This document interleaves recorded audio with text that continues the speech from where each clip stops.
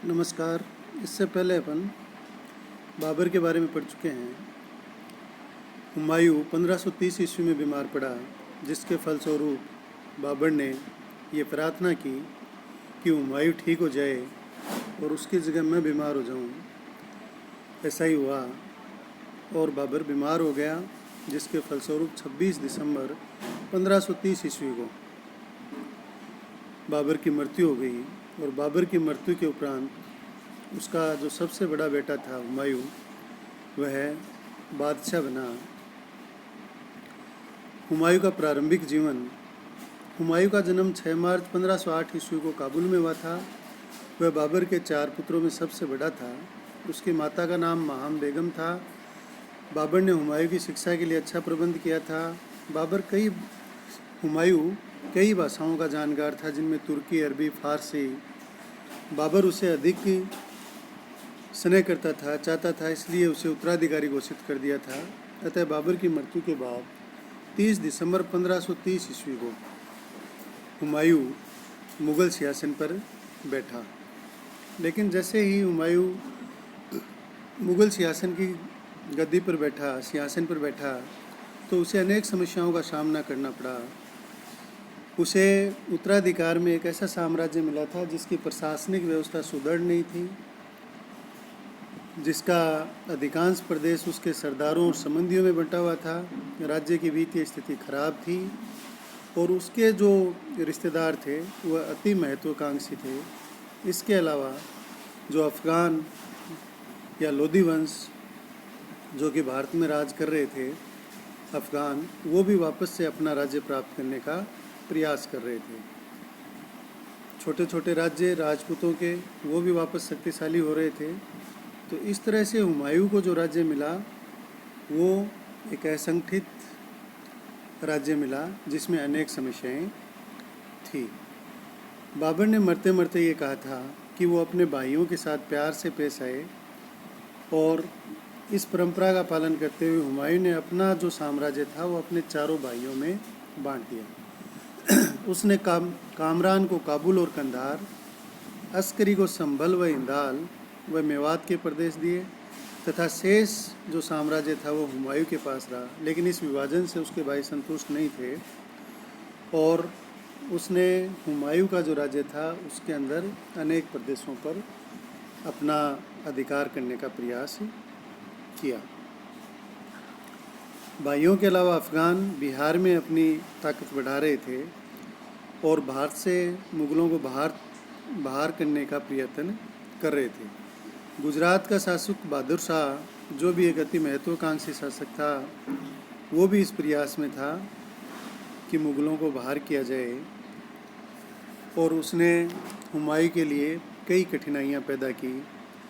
खानवा के युद्ध में हार के बाद राजपूत भी पूरी तरह से बैठे नहीं थे और वो पहले से शक्तिशाली हो रहे थे।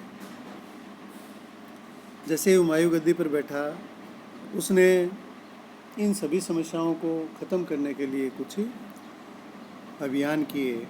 सबसे पहले 1531 ईस्वी में उसने कालिंजर पर घेरा डाला और कालिंजर के शासक प्रतापरुद्र को समझौता करना पड़ा। दूसरा जो है वो महमूद लोदी से संघर्ष है। महमूद लोदी ने बिहार पर अधिकार कर एक शक्तिशाली सेना तैयार कर ली थी, जिसकी बदौलत उसने जौनपुर पर अधिकार कर लिया और 1532 ईस्वी में दोराहा नामक स्थान पर महमूद लोदी को पराजित किया गया। 1532 में चुनार पर घेरा डाला। चुनार पर इस समय शेर खां नामक अफ़गान सरदार का राज्य था। हुमायूं ने हिंदू बेग को इस अभियान के लिए नियुक्त किया और 4 माह घेरे के पश्चात शेर खां ने संधि कर ली और हुमायूं की अधीनता स्वीकार कर ली। मिर्ज़ा बंधु। हुमायूं ने मोहम्मद जमा मिर्ज़ा को बिहार तथा सुल्तान मिर्ज़ा को कन्नौज की जागीर थी, लेकिन कुछ ही समय बाद इन दोनों ने विद्रोह कर दिया।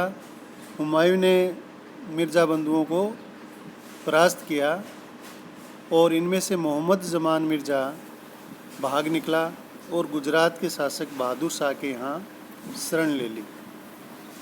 अगला जो युद्ध होता है वो गुजरात के साथ। गुजरात व मालवा में इस समय बहादुर शाह शासक था और उसने मुगल विद्रोही मोहम्मद जमा मिर्ज़ा को शरण दी थी। अतः हुमायूं ने सेना के साथ कूच किया और ग्वालियर पहुंचा। उस समय बहादुर शाह ने चित्तौड़ को घेर रखा था। ऐसी स्थिति में चित्तौड़ की रानी कर्मावती ने हुमायूं को राखी भेजकर सहायता मांगी, लेकिन हुमायूं ने सहायता देने में देरी कर दी और चित्तौड़ पर बहादुर शाह का अधिकार हो गया। और हुमायूं ने एक महत्वपूर्ण भूल कर दी यहाँ पर। अगर वो इस समय कर्मावती का साथ देता तो राजपूतों की मित्रता प्राप्त कर सकता था, लेकिन उसने इस अवसर को खो दिया। इसके बाद हुमायूं ने बहादुर शाह को पराजित किया, मांडू को घेर लिया और मांडू पर अधिकार कर लिया। बहादुर शाह वहाँ से भागकर अहमदाबाद फिर गोवा चला गया।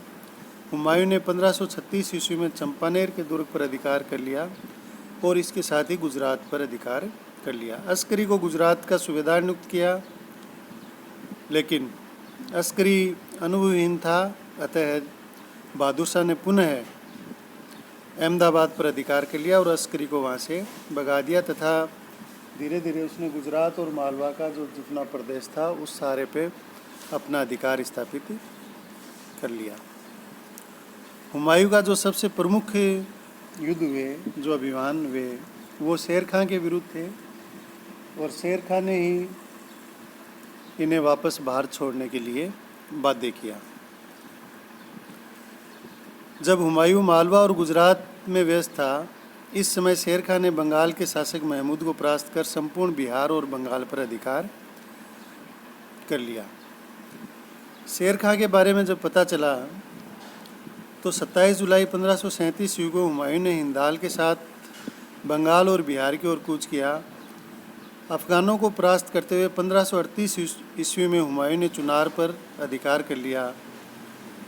उसके बाद हुमायूं बंगाल की ओर बढ़ा, जहां शेर खां के पुत्र जलाल खां ने हुमायूं का सामना किया, लेकिन हुमायूं ने गौड़ पर अधिकार कर लिया।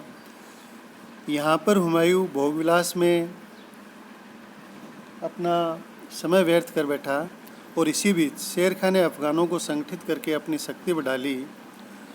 हिंदाल हुमायूं के शिविर से भागकर आगरा पहुंचा और विद्रोह कर दिया। इस पर हुमायूं ने आगरा के लिए कूच किया, लेकिन शेर खां ने बीच में ही मार्ग को रोक दिया और इस तरह एक बार फिर से शेर खां और हुमायूं के बीच टकराव हुआ और 26 जून 1539 ईस्वी को चौसा नामक स्थान पर शेर खां ने मुग़ल सेना पर आक्रमण कर दिया। मुग़ल सेना में भगदड़ मच गई। हुमायूं को जान बचाने के लिए युद्ध क्षेत्र छोड़कर भागना पड़ा और भागते समय निज़ाम सिक्का नामक एक बिस्ती से सहायता प्राप्त कर नदी तैरकर पार की। ये कहते हैं कि हुमायूं ने इस बिस्ती को एक दिन की हिंदुस्तान की बादशाह देने का वादा किया और उसे 1555 ईस्वी में बादशाह बनाकर अपना वादा पूरा किया। एक दिन के इस बादशाह ने चमड़े के सिक्के चलाए। इधर इस युद्ध में विजय प्राप्त करने के बाद में शेर खां ने शेरशाह की उपाधि धारण की और शेरशाह की शक्ति बढ़ गई। अगला जो युद्ध है वो फिर शेर खां के साथ होता है, शेरशाह के साथ होता है और ये युद्ध इतिहास में कन्नौज के युद्ध के नाम से जाना जाता है। 17 मई 1540 ईस्वी के हुमायूं परास्त होकर आगरा आया और आगरा में फिर से उसने सेना एकत्रित की और इसी दौरान उसका जो भाई कामरान है वो भी उससे नाराज़ होकर लाहौर चला गया।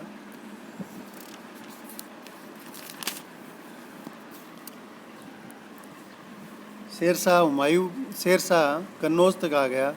हुमायूं भी अप्रैल 1540 ईस्वी में अपनी सेना के साथ कन्नौज पहुंचा, जहां पर 17 मई 1540 को शेरशाह ने मुग़लों पर आक्रमण कर दिया और इस युद्ध का परिणाम भी शेरशाह के पक्ष में रहा। हुमायूं को युद्ध स्थल से निकलकर किसी प्रकार आगरा भागने में सफलता प्राप्त हो गई और मुग़ल सेना पराजित हो गई। इस तरह से हुमायूं ने भारत के अपने क्षेत्रों से जो उसका अधिकार था वो उसका अधिकार नहीं रहा और उसे भारत से पलायन करना पड़ा। आगरा से दिल्ली होता हुआ हुमायूं लाहौर चला गया। अफ़गान सेनाओं ने उसका लगातार पीछा किया। शेर शाह के लाहौर की तरफ आने पर हुमायूं इंदाल यादगार नासिर के साथ सिंध में ठट्टा चला गया, जहां उसका विवाह 1541 ईस्वी में हमीदा बानो बेगम से हुआ। इसी दौरान मारवाड़ के शासक मालदेव ने उसे निमंत्रण दिया, लेकिन उसने आते आते 1 वर्ष खो दिया और इस दौरान परिस्थितियां बदल चुकी थी और मालदेव से वो कोई सहायता प्राप्त नहीं कर सका और वापस लौट गया।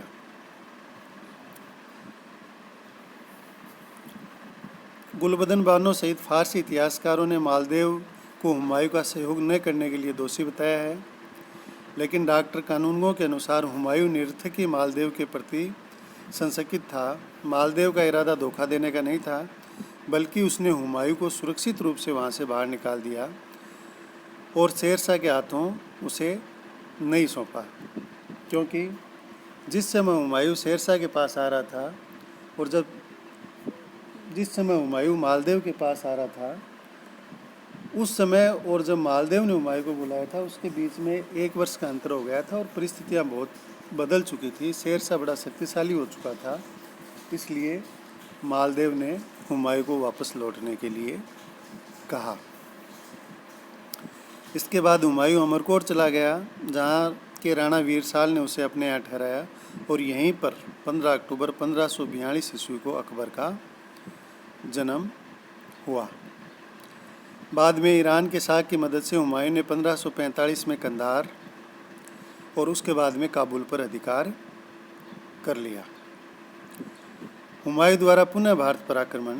भारत में अफ़गान शासक शेर शाह की मृत्यु के बाद में अफ़गानों का जो राज्य है वो धीरे धीरे विघटन पर आ गया, कमज़ोर हो गया और इस कमज़ोरी का फ़ायदा हुमायूं ने उठाया और नवंबर 1554 ईस्वी में मुग़ल सेना बैराम खां के नेतृत्व में सिंध को पार कर रोहतास दुर्ग की ओर बढ़ी और उस पर अधिकार कर लिया। 1555 में लाहौर पर अधिकार कर लिया। इसके बाद में अफ़गानों के साथ 2 युद्ध होते हैं। पहला युद्ध है मच्छीवाड़ा का युद्ध। बैराम खां के नेतृत्व में हुमायूं की सेना जो जालंधर, लुधियाना आदि पर अधिकार करती हुई मच्छीवाड़ा नामक स्थान पर जा पहुंची। यहाँ पर दिल्ली के शासक सिकंदर शाह अफ़गान ने उनका मुकाबला किया, लेकिन इस युद्ध के अंदर मुग़लों की जीत हुई। मच्छीवाड़ा युद्ध की विजय के तुरंत पश्चात अकबर व बैराम खां के नेतृत्व में मुग़ल सेना सरहिंद की ओर बढ़ी, जहां उनका सामना फिर से सिकंदर शाह के साथ हुआ, लेकिन इस युद्ध में मुग़ल सेना ने सिकंदर शाह को पराजित कर दिया और सिकंदर शाह भागने पर विवश हुआ। इस प्रकार 15 वर्ष पश्चात 23 जुलाई 1555 ईस्वी को दिल्ली पहुंचा हुमायूं और पुनः तख्त पर बैठा। अपने नाम का खुतबा पढ़ाकर सिक्के जारी किए। 24 जनवरी 1556 ईस्वी को जब हुमायूं दिल्ली के किले में स्थित पुस्तकालय की सीढ़ियों से उतर रहा था तो उसका पैर फिसल गया और नीचे गिर गया और 26 जनवरी 1556 ईस्वी को उसकी मृत्यु हो गई। इस संदर्भ में लेनपुन ने लिखा है कि हुमायूं जीवन भर लड़खड़ाता रहा और लड़खड़ाने से ही उसकी मृत्यु हो गई। तो हुमायूं को विषम परिस्थितियों में सिंहासन मिला था और उसने उन परिस्थितियों का कुछ हद तक सामना किया, लेकिन हुमायूं ने कुछ भूलें की और उन भूलों का परिणाम ये हुआ कि बाहर से एक बार मुग़ल साम्राज्य समाप्त हो गया। लेकिन जब अफ़गानों का शासक कमज़ोर पड़ा तो बैराम खां की सहायता से उसने पुनः भारत पर आक्रमण किया और मुग़ल साम्राज्य को एक बार फिर से भारत में 15 साल बाद स्थापित कर दिया। हुमायूं ने कुछ भूलें की और उन भूलों के कारण ही उसे भारत से अपने साम्राज्य से हाथ धोना पड़ा। उन भूलों में जो सबसे प्रमुख भूल थी वो पहली भूल ये थी कि उसने अपने साम्राज्य को अपने भाइयों में बांट दिया और कंधार और काबुल, जहाँ से उसको अच्छे सैनिक प्राप्त हो सकते थे, अच्छे घोड़े प्राप्त हो सकते थे वो कामरान को दे दिए, और अन्य प्रदेशों को बांटने पर उसका राज्य था वो एक सीमित राज्य रह गया। दूसरा, उसे राजपूतों की सहायता का अवसर प्राप्त हुआ था जब कर्मावती ने उसे राखी भेजकर सहयोग के लिए कहा, लेकिन उस समय भी हुमायूं ने समय पर सहायता नहीं दी। तीसरी भूल उसने तब की जब चुनार के किले पर उसने शुरू में शेर खां को पराजित किया था, तो उस समय उसकी पूरी शक्ति को कुचला नहीं था, और उसका परिणाम ये हुआ कि उसने बंगाल और बिहार पर अधिकार करके अपनी जो शक्ति थी उसको बढ़ाया, और चौसा और कन्नौज के युद्ध में हुमायूं को पराजित करके भारत से बाहर निकलने के लिए बाध्य किया। अगली भूल ये की कि जब मालदेव ने निमंत्रण भेजा तो समय पर हुमायूं उसके पास नहीं पहुंचा, और 1 वर्ष बाद मालदेव के सहयोग के लिए निकला, लेकिन उस समय तक शेर शाह इतना शक्तिशाली हो चुका था कि मालदेव चाहकर भी हुमायूं की सहायता नहीं कर सका। तो हुमायूं ने कुछ भूलें की, और उन भूलों के कारण उसे भारत से अपने साम्राज्य से हाथ धोना पड़ा, लेकिन परिस्थितियां फिर से उसके अनुकूल हुई और उसने भारत में मुगल साम्राज्य को पुनः स्थापित कर दिया। धन्यवाद।